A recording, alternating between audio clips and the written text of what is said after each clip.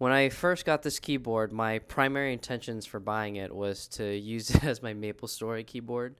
A couple of my friends have started hopping back on the game, and there's been some cool events lately, so I kind of been playing that a lot, so it warranted getting a whole new keyboard for it.